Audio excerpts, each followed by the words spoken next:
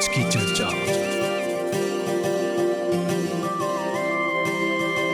आज की चर्चा कार्यक्रम में मैं किरण आप सभी का स्वागत करती हूँ। आप सभी को सप्रेम नमस्कार। आज की चर्चा कार्यक्रम में आज हम विश्व पृथ्वी दिवस पर बात करेंगे, यानी कि वर्ल्ड अर्थ डे। और आज के हमारे दो मेहमान स्टूडियो में उपस्थित हैं और हमारे दो मेहमान हैं साइंटिफिक ऑफिसर श्रीमती आराधना गौरी और acting scientific officer Shrimati Aruna उचाइबा। आप दोनों national parks and conservation service से हैं, जो कि कृषि मंत्रालय मतलब कि ministry of agro industry, food security, blue economy and fisheries से आई हुई हैं। और आज के इस कार्यक्रम में आप दोनों का बहुत बहुत स्वागत है। नमस्कार। नमस्ते किरण जी और सभी आज की चर्चा के श्रोता लोग के। किरण जी, सर्वप्रथम बहुत धन्यवाद हमें यहाँ पर आमंत्रित करने के लिए। धन्यवाद की कोई बात नहीं है। ये हमारे लिए गर्व की बात है कि आज हम इस पृथ्वी विश्व दिवस पर बात करने के लिए यहाँ पर आप दोनों उपस्थित हुई हैं।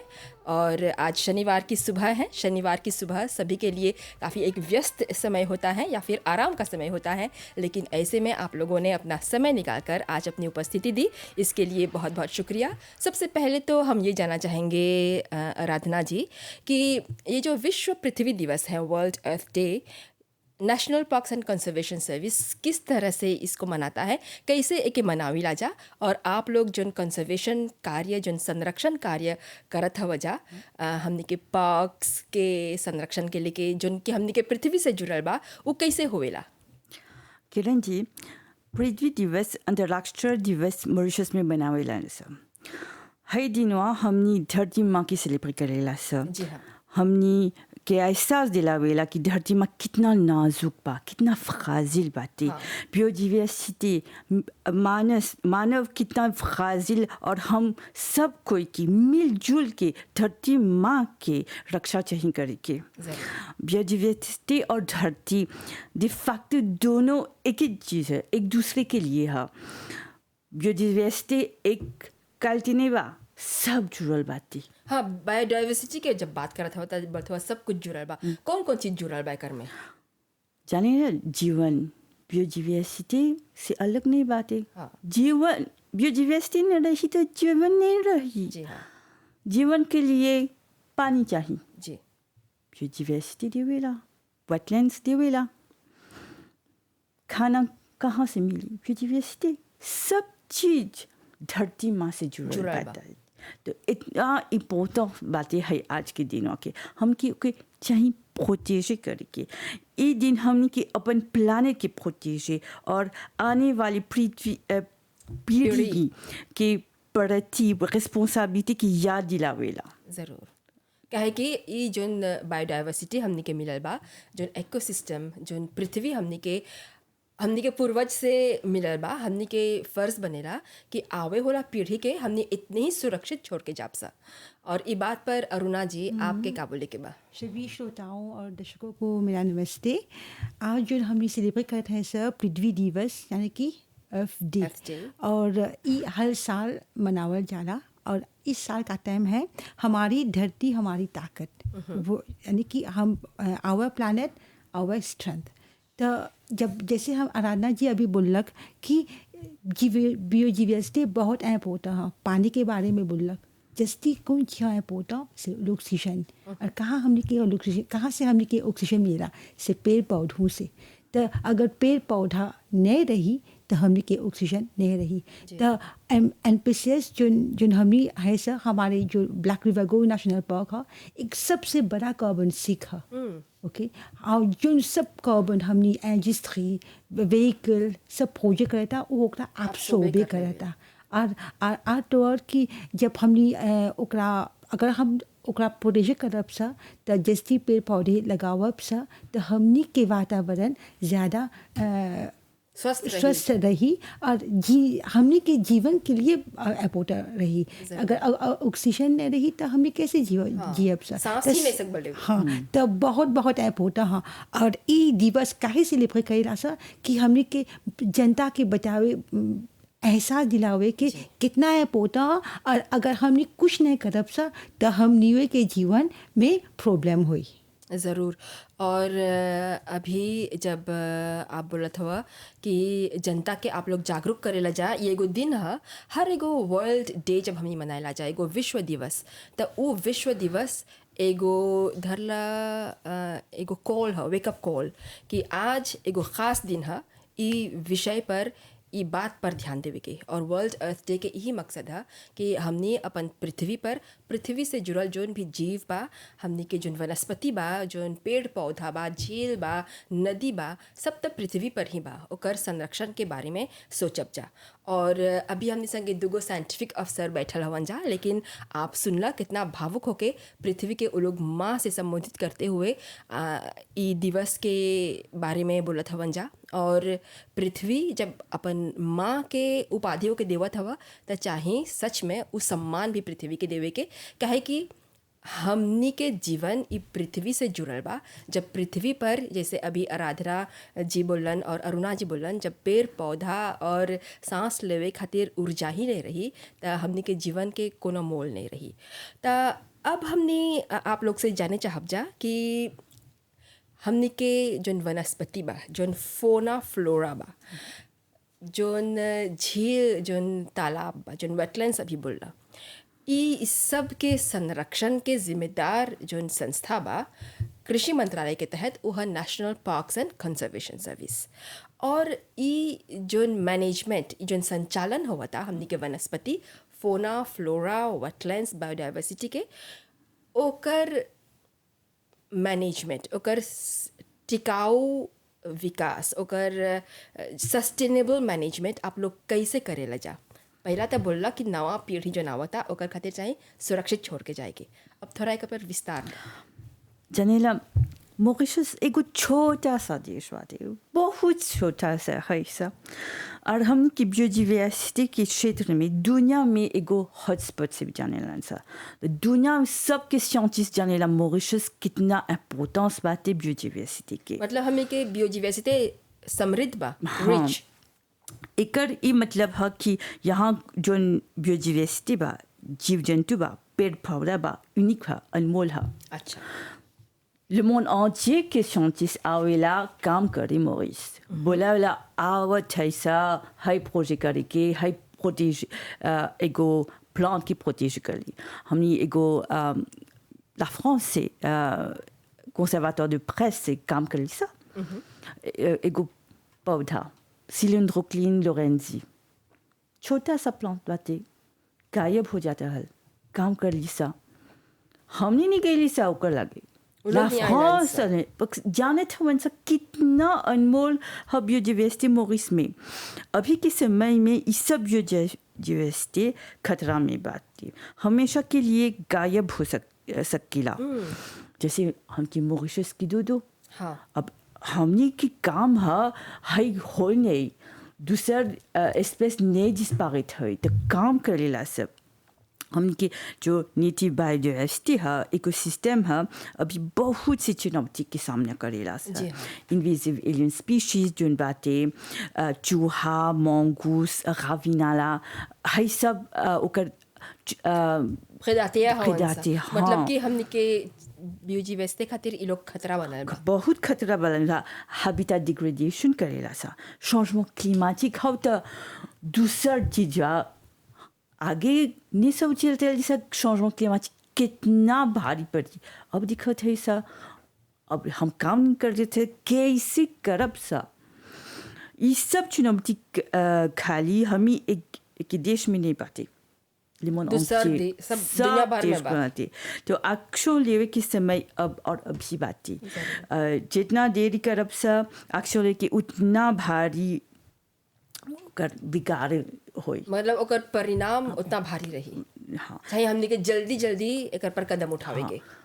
Tellement जैसे करत है सा au bout du tunnel गुलामी बातें NPCS की बहुत सफलता की कहानी बातें जी। और हयो ले मोन में जाने लन सा कि हमनी 3 गो पंछी जो हमेशा की गायब हो सकते, खोसका तो वया 20 से कम रहल, आज की पॉपुलेशन 800 बातें. pigeon des mâts, जैसे pareil. 20 से कम थी 600 बातें. मर्शिस केस्ट्रेल 4 गो रहल, सिर्फ 4 गो. हाँ आज 400 बातें. जी तो देखा हाय सब अकेला निकली सा, हम की पार्टनर बातें. जरूर। तो काम अकेला से नहीं कर सा, जरूर। सब कर से गवर्नमेंट के काम कर ला सा, डिफरेंट डिपार्टमेंट से काम कर ला सा, अकेले कबो नहीं सकता. ज़रूर। अभी थोड़ा घड़ी में ये विषय पर आवब जा कि आप लोग कैसे जन समुदाय, कैसे सरकार, दूसरा संस्था से मिलके ये काम करेला. अभी आप बोला कि 3 गो जोन पंछी विलुप्त होवे के कगार पर रहल, एके आप लोग बचैला जा और आज 100 के संख्या में ये लोग बढ़ गल हवन जा. तो ये जोन काम बा ई पंछी लोग के विलुप्त होवे से बचावे खातिर ई कितना समय लेवेला? मतलब इधर रातों रात नहीं हुई, मतलब कितना समय लेवेला, कितना मतलब हम जाने चाहते हैं आप लोग मन लगा के ये काम करेला जा. जाने ला NPCS 1994 से établi हो बातें. mais हर काम moi 1975-1980 आगे हम की कृषि मंत्री दिखते हल. तब जब देखलन सकी ओके चाहिए एगो डिपार्टमेंट जैसे एके देखे एकरे पर फोकस करी. हाँ तब NPCS होल. जरूर। तो आगे फॉरेस्ट्री सर्विस करते हल सब, बहुत डिपार्टमेंट करते हैं सब. तो साइंटिफिक आल देश से विदेश से आइलैंड से देखन सकी हाँ चाहिए प्रोटेजे करे के न तो चल जाए. जी हमको मोरिशिया में था हाय ज़्वा से हाउ ज़्वा कॉम्प्लास कर दिया. तब बोले से नहीं समझाइलन सा दो डिस्पैरेट हो गल बा, हाय डिस्पैरेट होता तो नहीं मिली. तब गते गते तब बोले से हाँ चाहिए कॉन्शियस ले ली सा. एगो आवियरी बातें रिवियर नोर गवर्नमेंट के हा रिवियर नोर में कैप्टिव ब्रीडिंग करेला सा. कैसे करने सा बहुत लेता ले लग ग्रामात्या से रात ले बहुत हमारे कोलेग लोग हम ही काम कर ली हैं सा.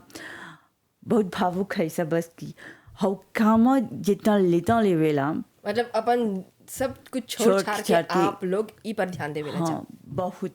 और बोलेला एगो चिड़िया जैसे लड़का बाते बेबी बाते ओके संभालते संभालते जैसे एगो चिड़िया एडल्ट हो जाला थी 3-4 महीना लगेला. अब 3-4 महीना लगेला ओके चाहिए वाइल्ड में रिलीज करे के, जंगल में ओके चाहिए छोड़ दे के. हाँ ओकर दूसरा प्रोसीड्यूर गते गते ले लक आज 1980-94 से आज ले हो काम चलती बा गते गते चलती बा. एगो स्पीशीज जैसे ग्रोस कैटोवेट अब चल गल जंगल में अच्छा से जिया जाते, मगर toujours कर मॉनिटरिंग करेला सर. देखिए बातें दिखेला जब ओकर ब्रीडिंग सीजन अगस्त में बातें तो जाला से ओकर नी दिखेला सा प्रेडाटर बातें कैसे ओकर प्रेडाटर जो चूहा बातें ओकर पेड़ पे सुरक्षा करेला सा, सब चीज करेला सा जैसे ओकी सुरक्षा करी. और आज हमने खुशी से कर रहे थे सा, बोला था ऐसा कि हाँ आज खोस का तो वया सुबह हो गल बातें, मतलब बच गल बातें seulement बोला था इनवेसिव एलियन स्पीशीज बातें जाको बातें ओकर बहुत बड़ा विलेन है. जैसे फिल्म में विलेन बातें हाउ तब बहुत विलेन बातें उता मतलब कि बांदर चिड़ै के सबसे बड़ा खतरा है. हाँ। जंगल में और चूहा भी. हाँ चूहा कौन ची करेला ओकर अंडा खा लेवेला. अच्छा हाँ तो अगर अंडा खा लेवेला तो कैसे चिड़ै कहाँ से होए. हाँ तो हवे से मॉनिटरिंग बहुत ही जरूरी है. तो मतलब आप लोग जंगल में जाके भी मॉनिटरिंग करेला जा. हाँ हमनी के एगो ग्रुप है जोन हर सब देखेला. हमनी जोन है कमवा बातीला सा एगो लैबोरेटरी में देखी जूस में देखी कि कैसे हो जा चिड़ैवा के अंडा से एकलो हो के कैसे बड़ा हुआ था. और सेकंड ग्रुप देखी तो लाफोरे में जब रिलीज होगा तो मॉनिटरिंग कंटिन्यूस मॉनिटरिंग करेला सा. और ये सब बहुत ऐप होता है अगर कुछ देखब सा कि ओकर लोम ओक मौते हुआ था तब जानब सा कि कौवा निमन से हुआ था। अगर देखब सा कि स्वासो के लोम बेसे हुआ था मलादी तब हमने इंटरवेंशन करब सा, यानी कि ऐसे नहीं छोड़ब सा। अच्छा हाँ हाँ अरुणा जी, हमने के थोड़ा अब हम वेटलैंड्स पर बताया राजा, जोन झील बा, जोन लेक बा, हमने के जोन दलदली होला इलाका बा, काहे कि हमने के एगो रामसर साइट बा जोन की एगो काफ़ी बड़ा उपाधि एगो ओहदा है, जहाँ पर हम देखी राजा जोन रिवियर त्यागूश में पावल जाला और देश विदेश से यहाँ पर पंछी लोग आवेलन सा। एगो बहुत सुंदर और दिलचस्प साइट बा। एकर संरक्षण काहे चाहिए करे के, रामसर साइट के कौन मतलब है और कौन एकर लैपोतांस है, एकर कौन अहमियत है, थोड़ा एकर पर बोला। जैसे बोला कि वेटलैंड्स नाम से हमें के पता चल जाला कि लैंड जहाँ पर पानी बा। जी तो आगे देखली सा कि जनता लोग नहीं जानत हवन सा कि वेटलैंड्स कौन ची है, दलदली कौन ची है। जी लोग सोचते सा कि वेस्टलैंड है। अच्छा तो 2001 में मॉरिशस एगो कन्वेंशन इंटरनेशनल बा जो कन्वेंशन ऑन वेटलैंड्स जो रामसर नाम से भी प्रचलित बा। जी। तो जब 2001 में मॉरिस सिग्ने करलक ई कन्वेंशन हुआ तो ओकरा पर रामसर साइट डिक्लेयर करे के। तो देखली सा कि हमने के रामसर साइट रिवियर त्यागूश तो हौजा पर 2000 से जस्ती प्रवेशी जो प्रवासी पक्षी हाँ हमने लगे आवत हवन सा। माइग्रेटरी बर्ड्स माइग्रेटरी बर्ड्स हाँ। और ये पंछियन बहुत दूर 14,000 किलोमीटर से जस्ती उड़ के आवेलन सा। काहे आवेलन सा यहाँ बस कि यहाँ बहुत खाना बा वो लोग के। और जो नॉर्थ पोल में सिबेरिया हाउ रीजन से आवत हवन सा, हौजा जब ठंडा हुआ था तो सब झील बर्फ तो लोग के खाना नहीं मिला, एग्जैक्ट खाना नहीं मिली, सगरो बर्फ बा, बर्फ, वो लोग जियो ने सिकन सा हुआ। तब आवेलन सा हियाँ। अब हियाँ जब अलन सा देखलन सा कि हाँ बहुत खाना बा, तो हिये एगो ओकर कम से एगो 6 महीना ले 6 महीना ले हियाँ रहेलन सा, खूब खालन सा, तब फिर से अपन देश जालन सा। तो जब हमने देखली सा कि हमने के देश में ऐसे जगह बा कि प्रवासी पक्षी आवेला, तो हमने की रिस्पॉन्सिबिलिटी हो गल बा उस जगह को प्रोटेक्ट करे के। जरूर। तब हमने रिवियर त्यागूश के पहला Ramsar site of international importance घोषित कर ली है सर। तो 2001 के बाद आर 2 रामसर साइट बा हमने के देश में। अच्छा। डेजियम है ब्लू बे मारीन पार्क, 2008 में ओकरा Ramsar site of international importance घोषित कर ली सा। ब्लू बे के मैरीन पार्क मतलब कि समुंदर में। समुंदर में बा, हौजा के कोहाय केवल मॉरिशस में बा और दूसरा देश में नहीं बा। अच्छा हाँ ई कैसे बोली जा सब मॉरिशस सच्चे में एगो हेवन ऑन अर्थ बा, एगो स्वर्ग है पृथ्वी पर। हाँ। और troisième रामसर साइट है ब्लू बे मारीन पार्क। नहीं deuxième ब्लू बे मारीन पार्क और troisième point Disney Ramsar site. हौजा मैंग्रोव बा। पॉइंट डिस्नी एगो छोटा टापू है, एगो छोटा लील है। नहीं पॉइंट डिस्नी एगो लॉन्ड्रा है हमने अच्छा, के देश अच्छा, में। हाँ जो ब्लू बे मारीन पार्क के मायबू भीरी बा रेशो मायबू के रेशो में बा, हमी के तटवर्ती इलाका में बा, रेजो कोचिया में बा। कुछे में बा और पॉइंट डिस्नी के नाम से प्रचलित बा। अच्छा हाँ। और हौजा काहे रामसर साइट घोषित करी सा, हौजा बहुत मैंग्रोव है जो और जैसे जाने सा कि मैंग्रोव बहुत ही पोता है मंगलिए जे के बोलीला। हाँ हमने के तट के प्रोटेजे करेला। तो जब ये 3 रामसर साइट हमने घोषित कर दी सा, ओकरा एगो इंटरनेशनल इम्पोर्टेंस दिल्ली सा। जरूर। हाँ तो अपोर्ट है काहे ओकरा सब स्टैच्यू दिल्ली सा, क्योंकि जो रामसर साइट है वेटलैंड्स है बहुत ही पोता है। जी हाँ। हाँ जब ओकरा हाई स्टैच्यू दिल्ली सा, ओकरा प्रोटेक्शन दिल्ली सा। जरूर। हाँ तो दू है 2001 में जब रामसर साइट हमने सिग्ने कर ली सा, तो काम ही नहीं रुकल बा। जरूर। हाँ तब 2011 में सरकार कौन ची करलक, जोन वेटलैंड बा मॉरिशस में सबके मैपिंग कर ली बा। हाँ और जैसे बोली जा वेटलैंड जो है वो कबो घटेला कबो बढ़ेला, तो हर मौसम के अनुसार और डेवलपमेंट भी। अच्छा। काहे कि मॉरिशस में धरती बहुत कम बा, अब ढेर कोई कोई चीज करलन सा वेटलैंड के बागफिर करले सा ओकर में अपन बनावत घर हवन सा। अपन बंगालो बनेले सा। अब कोई चीज होल जब बड़ा बहुत बारिश हुआ था तब फ्लैश फ्लड हमनी के देश में हुआ था। ज़रूर। तब तब सरकार देखला कि ना चाहे ना प्रोटेजे करे के तो आज सब जो वेटलैंड बा प्रोटेजे बा और हमनी के लिस्ट बा कहाँ पर वेटलैंड बा। मतलब कि एगो समय रहा कि अभी बोला लोग समझत रहलन सा कि वेटलैंड वेस्टलैंड है, और जब एगो तोहर घर के भीरी एगो दलदली इलाका लामौ जेके बोलीला सा देखबा त बोलबा ई बेकार ज़मीन है, यहाँ पर कुछ नहीं सकी हुई जे एक डेवलपे वो करे खोजबा ता चाहिए एक भर के तब एक पर कुछ बना दे के, जबकि आप ऐसे करते हुए प्रकृति से छेड़छाड़ करत हवा और एकर नतीजा होता कि आज जब भारी बारिश होता त उ बारिश के आप सोबे करे के कोनो जगह नहीं बा, आपके घर आपके जोन इमारत बा वो तबाह हो जाता, काहे कि प्रकृति से छेड़छाड़ करबा त उ अपन संतुलन फिर से ले लेवेला। अब जब एक का बात बोलत हवा जा कि हमने के वेटलैंड्स प्रोटेजे इलाका है, जनता नहीं जाने सा उतना वेटलैंड्स के लैपोतांस, त मतलब जब आप लोग हमसा 3 गो हमसा साइड देखा कर ले जा अब सब वेटलैंड्स प्रोटेजे बा त बहुत ज़रूरी बा कि अब जनता के साथ आप लोग काम कर बजा। जनता नहीं जानी त कैसे सुरक्षा करियन जा, तो मतलब कि आपके अकेले काम नहीं है, आपके साझेदार कम्युनिटी इन्वॉल्वमेंट जन समुदाय से मिलके आपके ई कार्य कैसे होवेला आराधना जी?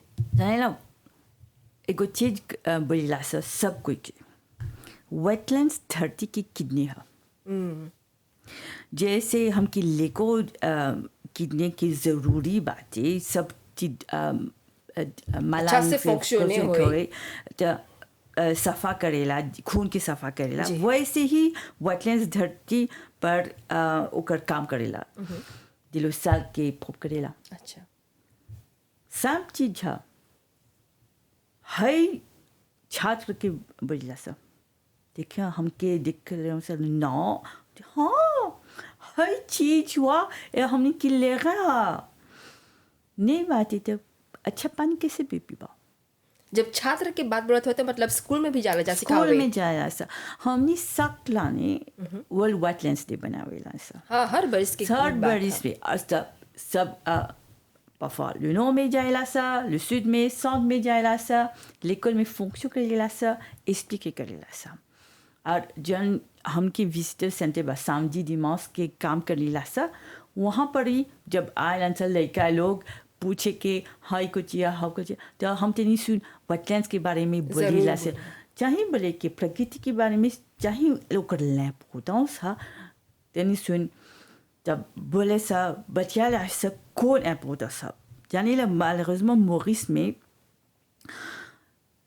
हमने आम आदमी जाने ला वेटलैंड के महत्वपूर्ण मगर अनदेखा कर जावेला। मतलब जानते बुझते हमने अनदेखा करत है जा। ओकर इम्पोर्टेंस जाने ला धरती के इम्पोर्टेंस लाकाज जाए बना के है तो मारिकाज है मुस्टिक पालेला नहीं जाने थे मन सब कि है आगे मारिकाज वा ओकर ओकर सीमा रहल जाए के पानी वा बंद कर देला। हाँ तो मुस्टिक होई नहीं बंद करबा तो नहीं होई नहीं जाने ला सब कि है वेटलैंड वा जब पानी वा आवेला तो एगो लिपोस के समान काम करेला खामासी करेला पानी वहाँ गति गति तो बार नहीं होई तोर घर सुरक्षित रही सामभा ओके अच्छा से रखबा तो अपने घर अच्छा से रहे साम चीज अनदेखा करे सा। मतलब आज जब हमने बोलत है जा कि काहे ऐसे हमनी के समस्या होता थोड़ा सन पानी बरसता त घर के दीवार ढह जाता, घर में पानी चलावता। आगे के समय में ये सब नहीं होत रहल, काहे कि आगे के समय में ये सब जन प्राकृतिक झील ये सब जन वेटलैंड्स रहल घर के पीछे घर के बगल में और जोन ओकर संगे एगो नदी नाला बा जुड़ल बा वो सब खुलल रहे। आज हमनी सब कुछ बंद करके बेतों डाल के पत्थर से सब ब्लॉके कर देवत है जा, और एकर नतीजा निकलता कि थोड़ा सा पानी बरसी तो आपके पड़ोसी के पानी तोहर घर में चलाए, आपके पानी दूसर के घर में चल जाए, आपके दीवार ढह जाए। तो ई की खातिर बहुत ज़रूरी है कि अपन जो एनवायरनमेंट बा जो हमनी के प्रकृति बा ओकर संरक्षण करल जाए। हाँ और जाने ला से मॉरिशस में 2-3 गो इंटरनेशनल डे बनावेला ऐसा वर्ल्ड वेटलैंड डे एगो हम अब में इंटरनेशनल बायोडाइवर्सिटी डे बना हुई हमनी के इंटरनेशनल बायोस्फीयर डे हुई हर सब इवेंट वन में कार्यक्रम में सब चीज़ बोलेला सा प्रकृति की इम्पोर्टेंस बोलेला सा वेटनेस की इम्पोर्टेंस बोलेला हमनी साल भर में टोक जाएला सा डे कल है हम एगो होटल में गई लायंस क्लब के मॉम लोग के बोली ओके हाई इम्पोर्टेंस कुछ हा वेटलैंड्स के छात्र बातें एगो फंक्शन करब सा जब से टोक दे स्कूल में बच्चा primaire, secondaire, tertiaire. अब एगो दूसर फासू करेला सा फैशन डिज़ाइन अब आगे से फैशन डिज़ाइन इंस्टीट्यूट रहल ओकर नाम ओकर एतुडियंट से करेला सा जाने ला हर 3 माह बातें वर्ल्ड वेटलैंड डे से कुछ करम कम अब युवक हवन सा ओकर perception différent बातें तो डिज़ाइन करेला सा टैब्लो सब चीज़ और हाउ टैब्लो वन हमनी l'île Maurice à travers mes montres करेला सा देखा हाई कर बता सफलता होई हाई कर बता दुर्लभ होई ज़रूर तो मतलब अभी बोला कि लुतिल में जाला जा छात्र लोग से मिलेला जा ये लोग संगे काम करत हो जा और आप लोग के जो पार्टनर्स बा जो स्टेक होल्डर्स अलग अलग जो साझेदार बा वो लोग के हवन जा केकर संगे और काम मिल के काम करेला जा आप लोग हम ही सब बोले हम सब कोई से काम कर रहे सा différents départements gouvernement qui काम करेला सा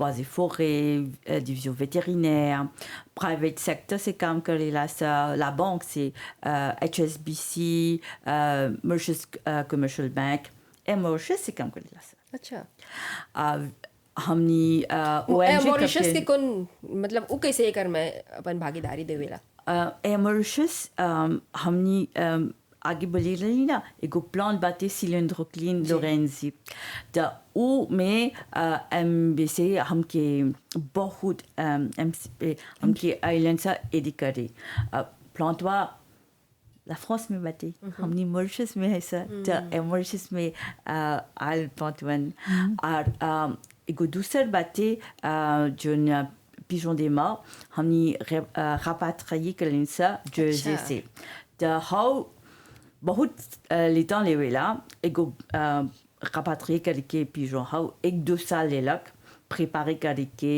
सब डिपार्टमेंट से foreign affairs ministère बात लेकर से parce que पैथिवा जर्सी बातें जर्सी l'Angleterre में बातें अब l'Europe में différents pigeons roses रहल तो एक गो प्लस अनली सा तो Mauritius बोलक हमनी आप सा तो अनलन सा depuis Londres à Maurice और एगो चीज Mauritius से करते सा एगो छोटा सा प्रोग्राम करते हैं सा मोटर करते कौन काम करते हैं सा कंजर्वेशन के मॉरिस में तो छोटा छोटा क्लिप कर लेना सा तो हर सब चीज़ काम कर लेना सा अब दूसरा वो पार्टनर बातें ONG पार्टनर बातें जैसे Ebony Forest, Mauritius Wildlife Foundation, हो पंछी के बारे में इकोपारा क्रॉस कैटोवेट के बारे में पिग पिजों केस्ट्रेल सब हाई पंछी हम मॉरिशस वाइल्डलाइफ के साथ काम करला सर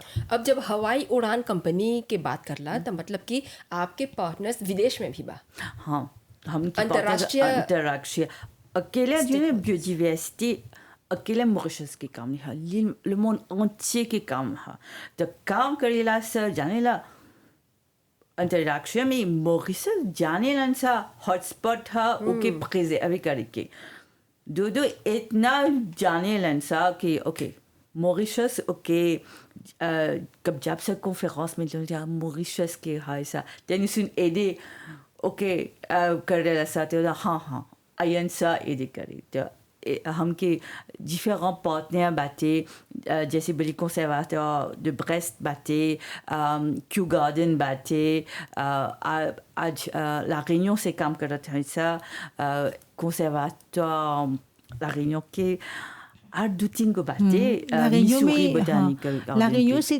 तो हमने के जैसे कैसे बोला सब पड़ोसी बाना तो जो मिग्राते है कि ट्रासे करे के La Réunion university La Réunion ने हमने के बहुत मदद कर लिया उनसे हाँ यहाँ आइलैंड्स हमने के ट्रेनिंग दे ले बा कि कैसे एक ज्वाजो पोलनो से यहाँ आवता La Réunion से हो कि ओकर में एगो GPS टैग डली सा और जहाँ जहाँ ज्वाजुआ जाता देखा था ऐसा लाइव कि कैसे जाता अच्छा ये भी करे राजा मतलब उन लोग संगे जीपीएस टैग भी डाले राजा हाँ पंछी लोग संगे कम से हमने के एडे करना सा ट्रेनिंग दिलना सा कि हमने अपन कि आगे में से हमने हर काम अपने आप से करब सा सब जो आवा था बस कि हमसे कब बोले हाँ पोलो से जो आवा था खाली बोलना से नहीं अभी हमने के एक्सपीरियंस कर ली सा सच में उपोलो जाता हाँ यहाँ हौजा से आवा था कितना दिन हमें लगे रहा था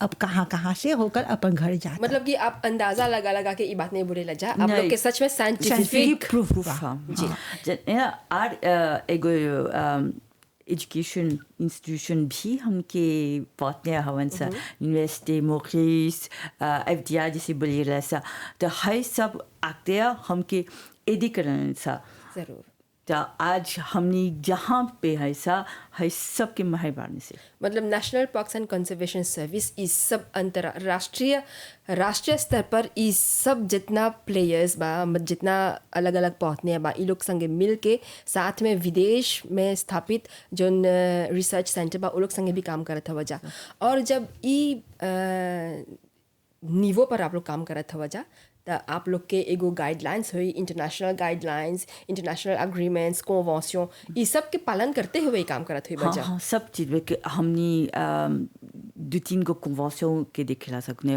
रामसर के वेटलैंड्स खातिन कन्वेंशन बायोडाइवर्सिटी खातिन आयोवा बर्ड काउंसिल मिग्राटिया खातिन तो आदि ओकर chaque convention के 2-3 को obligation बातें जरूर तो हमने के चाहिए पालन करे के और जानेला जब हर सब काम कर लिया से हम इंटरैक्शन में लोकल उसी काम कर लिया से हमारे कोलेग बोला तनी सुन बात कर अब सा बेलोम के बारे में जी बेलोम में हमने ओकर स्कूल्स के हेड मास्टर के साथ काम कर लिया ministère de l'éducation के साथ कर लिया सा अब बेलोम ता एगो ची विलाज है तो विलेज काउंसिल के बात कर लिया सा बेलोम डिस्ट्रिक्ट सावन के हाथ डिस्ट्रिक्ट सावन के साथ मतलब कोई क्या आप लोग नहीं छोड़ा था वजह सबके संगे लेके चला था हाँ because है इम्पोर्टेंस प्राकृतिक सब कोई के हाथ धरती माँ हम सब करके हाँ जी और आप कुछ बोले चाहते हाँ हाँ जैसे अभी हमारे कोलेग बोलक सैमौते विलास बेलूम विलास तो अभी हाल ही में हमने के एगो टाइटल मिलल UNESCO man and biosphere reserve ई एगो बहुत बड़ा बात बा ई चीज आप लोग के बेलोम के जो इलाका बा ओकर संरक्षण खातिर यूनेस्को से मिलल हाँ यूनेस्को से ब्लैक रिवर गोश बेलोम बायोस्फीयर रिजर्व हाँ तो ई रिजर्व वहाँ में हमने अकेले काम नहीं कर ली सा सब जैसे बोली विलास रहल लुटेल रहल जैसे जहाँ पर सब चीज़ जो है सस्टेनेबल डेवलपमेंट हाँ प्रकृति के साथ में लेकर न खाली प्रकृति नहीं बट जो आदमी विलासवा में बा उन लोग के संगे संगे ये डेवलपमेंट करत है सब फॉर एग्जाम्पल बेलोम सरकारी पाठशाला में हौजा हमने एगो एंडेमिक गार्डन स्थापित कर ली सा हमने जब लड़कन देखलन सा कि ओकर स्कूल में एगो गार्डन बा साफ कर ली सा एंडेमिक प्लांट रोप ली सा खाली रोप ली सा एंडेमिक आज समझावा हमने के जनता के जो हमने के बुजुर्ग लोग सुनत हो जा प्लांट एंडेमिक के का मतलब है ओकर ओरिजिनल खाली ही बा अच्छा एगो ऐसन पौधा जो खाली मॉरिशस में बा हाँ। और ओकर सुरक्षा हमने के चाहिए करे के हाँ क्योंकि मॉरिशस खाली ओकर कम से बहुत पौधा हमने के है दूसरा देश की नहीं है हमने के है तो ऐसा एक दूगो पौधा बा जैसे कि बॉडी बैनवा बा बा सौदाल बा हमने के नेशनल फ्लावर थ्रोकिचा बा ऑर्गेनिक हाँ हाँ सब ऑर्गेनिक बा और सब जब लेकुल में रोपत है सर तब लेकुन देखा था कि और है जानत सब हवन हाँ देखा था वैसा जब देखिए सर अपन आँखों से बड़ा हुआ था फूल हुआ था तब जानिए सर हाँ हमने की नेशनल फ्लावर बा और हौजा पर हमने लेबल सब डल दी सर और आर्ट और पब्लिक बीच में बेलूम पब्लिक हौजाओ हमने रेस्टोरेशन कर दी सर तो जहाँ जहाँ हमने के मौका मिला था जहाँ जहाँ हमने के लोकल गवर्नमेंट सभी पाठशाला मिनिस्ट्री एजुकेशन हमने के मौका देवा था हौजा हमने अवेयरनेस सेशन करत है सर खाली बोलत नहीं है सर बल्कि कार्य इन एक्शन सहायता करत है सर ज़रूर हमने के कार्यक्रम समाप्त हुए में हमने के पास लगभग 6 मिनट कमती बाकी बा और अभी जब आप प्लॉट ऑर्गेनिक के बारे में बात करला वो सब पौधा जो खाली मॉरिशस में बा और कहूँ नहीं बा तो ऐसन अभी चिड़ै के बारे में तो बात कर दे जा अब प्लॉट के संरक्षण के बारे में ये सब प्लॉट के कैसे बचावल जाए कैसे फैलावल जाए मॉरिशस में जोन खाली बा तो एक पर आप लोग के कार्य कैसे होवेला कैसे आप लोग ये काम के अंजाम देवत हवा जा तो गवर्नमेंट के एगो सौत है NPCS के नेशनल प्लॉट NPPC जहाँ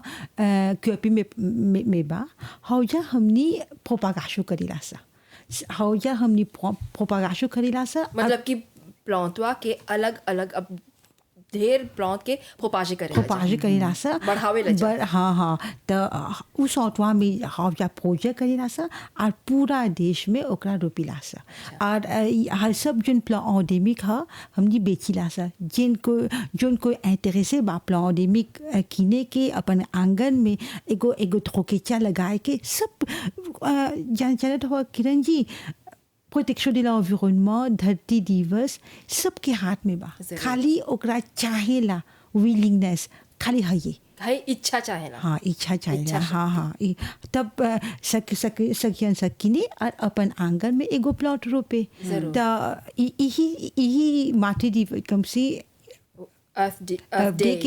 के मकसद है कि वृक्षारोपण सबके हाथ में बा हाँ एक पेड़ रोपा तो एक और कहाँ से सकिने ये सब प्लॉट NPCC में क्यूपी में वहाँ जाके देखबा कौन प्लांट बाटे हमके गुलालिस बाटे हमनी के प्लांट जोन सब बेचे सब प्लांट नहीं सकेला बेचे बस के जोन बाटे क्रिटिकली एंडेंजर्ड हाउ बनाएला सा जब हम जंगल में जब से डाली अच्छा तो ओकर हाउ ने बेचब सा तो एगो लालिस बाटे जोन से कब सा बेचे और स्टेट हाउस में एगो फंक्शन रहा लास्ट महीने तो वहाँ पर हमनी प्लांट एनी सा बेचे खातिर तो हाउ करते इवेंट वन जब बाटे जब देखबा तो नेशनल पार्क में एगो इवेंट में बाटे तब वहाँ बेचाला सा और वहाँ पर एगो डिस्काउंट मिलेला अच्छा और जब ये सब काम करत हवा जा तो आप लोग के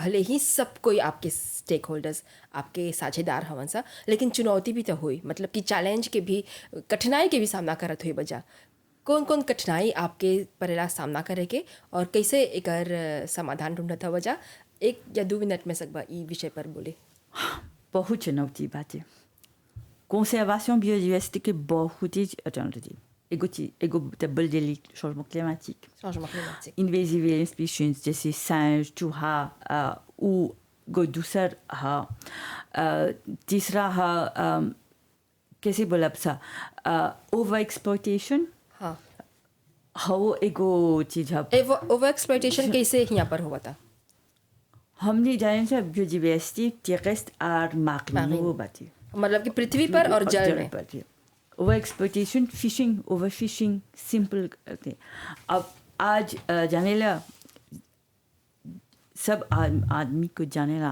हाई प्लांट एंडेमिक बात है ओकर वाले होई हमनी के पार्क में जाके फल फूल बिया लेके चल जाना सा अपनी सैर में डालना सा तो हमनी के नहीं मिलेला जाइबा एगो जोली फ्लेवर बात हाँ देखबा तो ये बात है तुर के जाइबा जबकि आप लोग के चाहिए उगर बिया हाँ तो ऐसे से वो एक्सप्लोटेशन बातें और हमने तो बोलेला सा पेड़ लेबा पौधा बातें NPCC से जे या क्योंकि में हुआ मिली नहीं चाहिए निकाल के आम आदमी के नहीं जाने लान सा तो आगे जोन करते सा हमने कंजर्वेशन मैनेजमेंट एरिया करते सा फेंस कर लेना सा जहाँ बन प्लांट बाटे तब अभी नहीं कर लेना साथे सबको की चाहे जाके जाने देखे की हाँ बाटे सिर्फ कोई जाएला अकेले साकवा में डाले में सला घामा लेके जाएला और सब फूल कोनो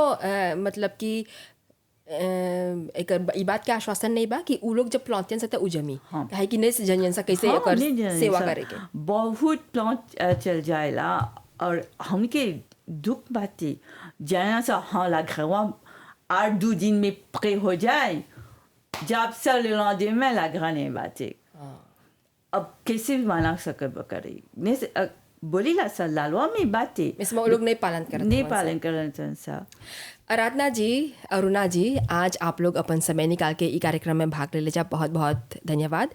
हमने ये कार्यक्रम अब समाप्त होई के चलाल बा। 2 शब्द बोलबा, खाली 2 शब्द, ई कौन संदेश देबा आप जनता के ई लोकाजों पर?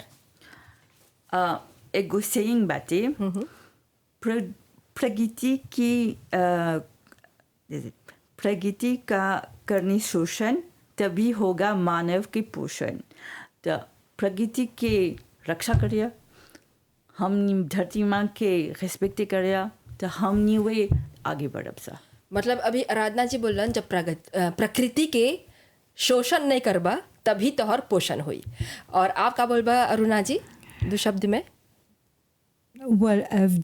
हमारी धरती हमारी ताकत जी, धरती हमारी ताकत है।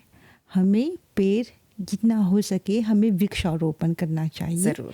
और मैं ये बोलूँगी सांसें हो रही है कम, चलो पेड़ लगाए हम। ज़रूर। बहुत बहुत धन्यवाद आराधना जी और अरुणा जी। ये कार्यक्रम हजे पर समाप्त हुआ था। आपके बहुत बहुत धन्यवाद। अगला आज की चर्चा तक हमके आज्ञा दा। धन्यवाद। नमस्ते। आज की चर्चा।